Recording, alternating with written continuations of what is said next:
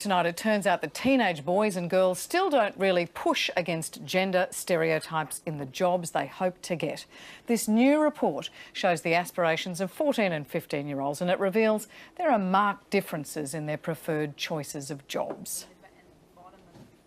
Boys are keen to be the engineers of the future. Girls barely mentioned it, whilst girls could see themselves being doctors or dentists. 1 in 10 boys wanted to be in the IT sector, citing aspirations of game developers, YouTubers and Apple geniuses. But this sector was rarely mentioned by girls. Meanwhile, more than 1 in 10 girls aspired to be lawyers, psychologists, teachers or early childcare workers. Construction and the automotive industry were next highest on the list for boys, while girls preferred jobs such as hairdressing and nursing.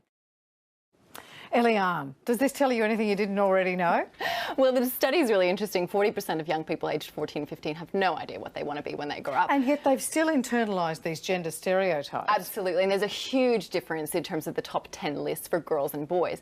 So why is that? Is it something that we should be doing differently? Can we get more women into STEM, science, technology, engineering and maths? We know that only 16% of Australians with STEM qualifications are female. Why is that? We're throwing a lot of money at it. There's a lot of interest. We're trying to change the pendulum very quickly. It comes back down to, regardless of what educators do, regardless of what universities do in terms of new programs and initiatives to get girls into STEM, it's really back to parents. We asked young people, years 9 to 12, who's the biggest influence on you making your decision?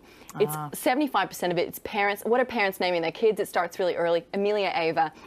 You know, these girl names that all starts with A, and then you've got Oliver, Jack, Joshua, these boy names that are very masculine. So it's blue for boys, pink for girls. At the end of the day, it starts with the family, and it starts with what kids aspire to be when they grow up. I was interested to see that boys thought that they could be YouTubers. They thought they could be AFL stars. Some girls thought they had aspirations for dream jobs too, but they tended to be more traditional. I think it's interesting.